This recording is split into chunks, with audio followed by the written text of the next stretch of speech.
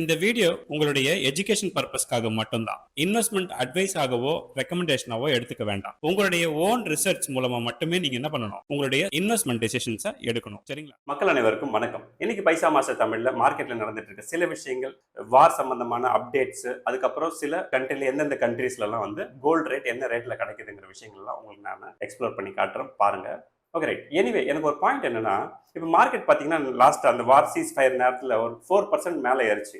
ஏறும்பொழுது எனக்கு உண்மையிலேயே சொல்கிறேன், உள்ளபடியே எனக்கு வருத்தம் தான். ஏன் வருத்தம்னா, நான் என்ன நினச்சிட்டு இருந்தேன், ஒரு 2-3 வாரம் போகும், நம்ம நிறைய அதில் வந்து இன்வெஸ்ட்மெண்ட்ஸ் பண்ணிக்கலாம் அப்படின்னு நான் நினச்சிட்டு இருந்த சமயத்தில் டக்குன்னு ஒரு 4% ஏறிச்சு. சீஸ் ஃபயர் வந்து பாசிட்டிவாக போச்சுன்னு வச்சுங்களேன், இன்னும் 4-5% கூட ஏறி இருக்கலாம். அடிஷ்னலாக சொல்கிறேன். நமக்கு தான் எப்பவுமே தெரியுமே அமெரிக்கா என்ன வேலை செய்வாங்க, ஈரான் எந்த மாதிரியான கேஸ். ஈரான் எப்போவுமே, இப்போ சொல்கிறேன், ஈரான் எப்போவுமே காலில் விழ மாட்டாங்க.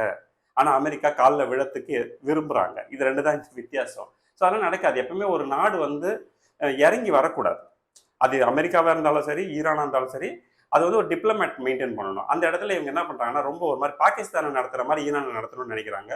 அது வாய்ப்பே இல்லைங்கிறத ஈரான் மீண்டும் மீண்டும் நிரூபிச்சுட்டே இருக்காங்க. இன்னைக்கு கூட பார்த்தீங்கன்னா, இந்தியா ஆக்சுவலாக வந்து இதுதான் முதல் தடவை எனக்கு தெரிஞ்சு இந்தியாவிலேருந்து ஒரு விதமான அப்போசிஷன் ஈரானுக்கு கொடுத்துருக்காங்க. கிட்டத்தட்ட என்ன அப்போசிஷன் கவனிச்சிங்கன்னா, கப்பல்களுக்கு ஒரு பேரலுக்கு $1 சார்ஜ் பண்றாங்க. ஒரு கப்பல்ல 20 கோடி பேரல் வரும். ஒரு பேரலுக்கு $1னா 20 கோடி டாலர் நம்ம பே பண்ண வேண்டிய சூழ்நிலை வரும். அப்போ இது வந்து வாய்ப்பு இல்லை.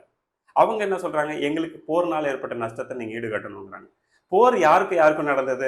ஸோ இஸ்ரேலுக்கும் ஈரானுக்கும் நடுவில் சண்டை நடக்குது. அப்போ அமெரிக்கா இஸ்ரேலுக்கு உதவி செய்யலாமான்னா எஸ், உதவி செய்யலாம். வார் சம்பந்தமான உதவிகள் செய்யலாமே தவிர இது மாதிரி எக்கனாமிக்கல் ரெசெஷன் எல்லாம் தூக்கி ஈரான் மேலே போட வேண்டிய அவசியமே இல்லை. சாங்ஷன்ஸோ அந்த மாதிரியான டேரிஃப்ஸோ சொல்கிறேன் நான், இதெல்லாம் தூக்கி போட வேண்டிய அவசியமே இல்லை. போருக்கு ஆயுதம் தேவையா, உதவி செய்யலாம். படை கொடுக்கணுமா கொடுக்கலாம், இதெல்லாம் செஞ்சுருக்கலாம்.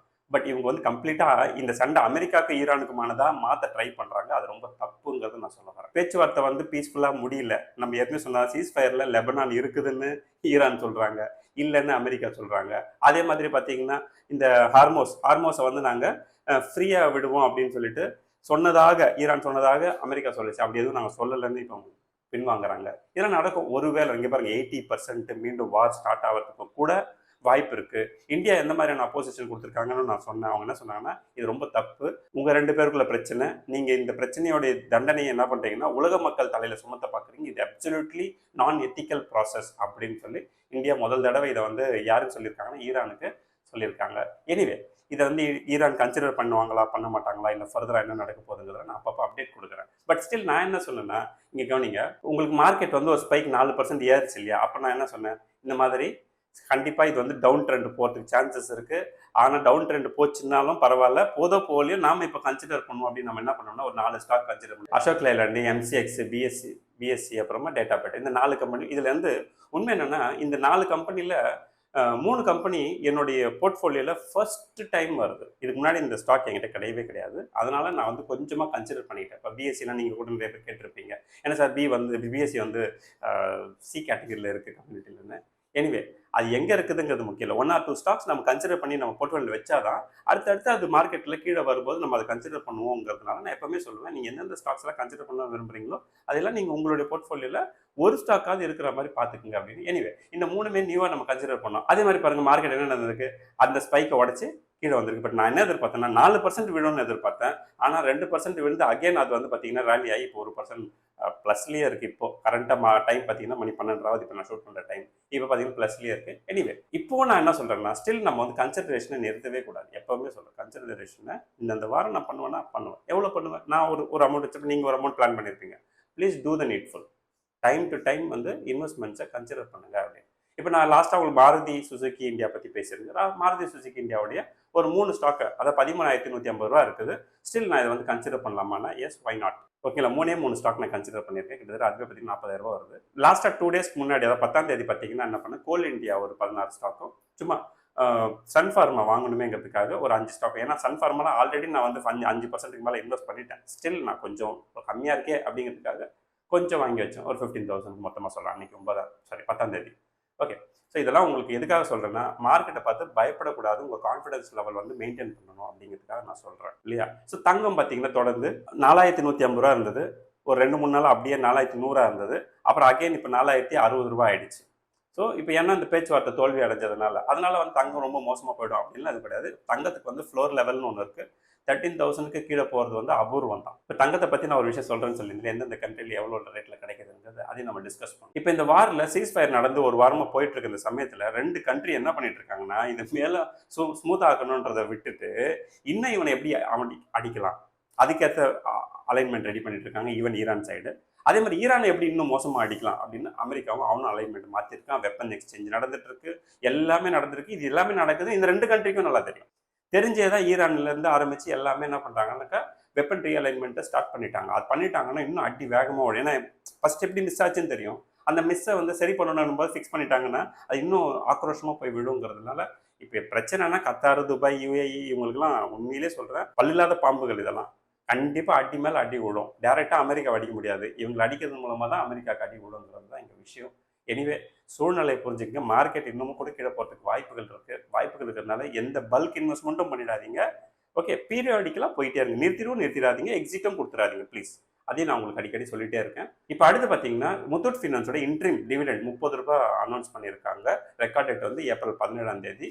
அதுக்கப்புறம் உங்களுக்கு ஒரு சில கம்பெனிஸ்லாம் இருக்குது, அதையும் நான் சொல்கிறேன் கேட்டுக்கங்க. சிஐஇ ஆட்டோமோட்டிவ் பார்த்தீங்கன்னா 7 ரூபாய் அனௌன்ஸ் பண்ணியிருக்காங்க. சனாஃபி இந்தியா லிமிடெட் அவங்க பார்த்தீங்கன்னா 48 ரூபாய் அனௌன்ஸ் பண்ணியிருக்காங்க. அதாவது ஏப்ரல் 22ஆம் தேதி டேட்டில். ஏனியன் ஹெல்த் கேரில் பார்த்தீங்கன்னா 1:1 போனஸ் பண்ணிருக்காங்க. ஆனால் இதெல்லாம் ஏன் உங்களுக்கு சொல்கிறேன்னா நேராக ஓடி போய் இந்த ஸ்டாக்கை வாங்கணுங்கிறதுக்கு இல்லை. இவங்களாம் 1% கீழே தான் டிவிடெண்ட் கொடுக்குறாங்க. அதனால் நீங்கள் மார்க்கெட் ப்ரைஸே பார்த்தீங்கன்னா கிட்டத்தட்ட 3% அப்பில் இருக்குது. நாளைக்கு போனஸ் இஷ்யூ பண்ணதுக்கப்புறமாவோ இல்லைன்னா வந்து உங்களுக்கு இந்த டிவிடெண்ட் கொடுத்ததுக்கப்புறம் அந்த 3% 2% வேஸ்ட் ஆகிடும் உங்களுக்கு. அதனால் அந்த மாதிரி பண்ணாங்க. ஆல்ரெடி வச்சிருக்கீங்கன்னா then it's good to continue. ஓகேவா, இதை ஞாபகம் வச்சுக்கோங்க. இப்போ சூழ்நிலை எப்படி போயிட்டு இருக்குன்னு பார்த்தீங்கன்னா ஈவன் என்டிபிசி அதுக்கப்புறம் ஹெச்டிஎஃப்சி இந்த மாதிரியான கம்பெனிஸ்லாம் கொஞ்சம் பாசிட்டிவாக போயிட்டு இருக்குது, பார்த்துருக்கீங்க. அதுக்கப்புறம் லைஃப் இன்சூரன்ஸ் சொல்கிறேன், ஹெச்டிஎஃப்சி லைஃப் இன்சூரன்ஸ், என்டிபிசி இதெல்லாம் கொஞ்சம் பாசிட்டிவாக போயிட்டு இருக்கு. நெகட்டிவ் லிஸ்ட்லன்னு பார்த்தீங்கன்னா ஆல் ஆட்டோமொபைல் செக்டர். ஏன்னா இப்போ எப்படி பேச்சுவார்த்தை தோல்வி அடைஞ்சதுனால ஆல் ஆட்டோமொபைல் செக்டர் பார்த்தீங்கன்னா உங்களுக்கு நெகட்டிவ் வந்துச்சு. க்ரூட் ஆயில் டிபெண்ட் பண்ணியிருக்க ஒரு பெயிண்ட் கம்பெனி, பஜாஜ் ஃபைனான்ஸ் இதெல்லாம் பார்த்தீங்கன்னா ஓவராக உங்களுக்கு வந்து டிப்பில் இருக்குது.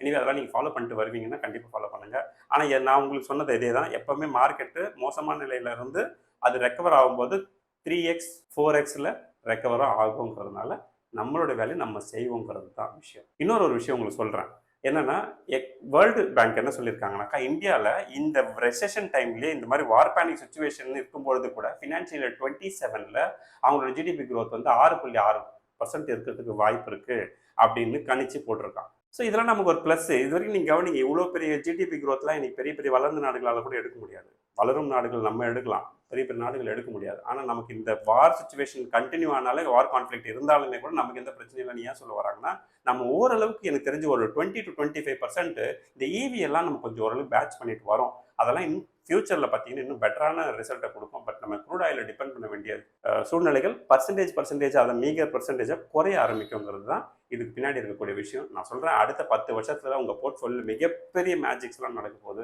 உங்கள் நம்பர் ஆஃப் ஸ்டாக்ஸை இன்க்ரீஸ் பண்ணுற வேலையை பாருங்கள். அதுதான் உங்கள் கையில் இருக்கிற ஒரே விஷயம். தங்கம் எந்தெந்த நாடுகளில் 22 கேரட் பற்றி பேசுவோம், 916 இருக்கு இல்லையா, எந்தெந்த நாடுகளில் என்ன ரேட் இருக்குது அப்படின்னு பார்த்தீங்கன்னா டாப் 10ல் சுவிட்சர்லாந்து இருக்குது.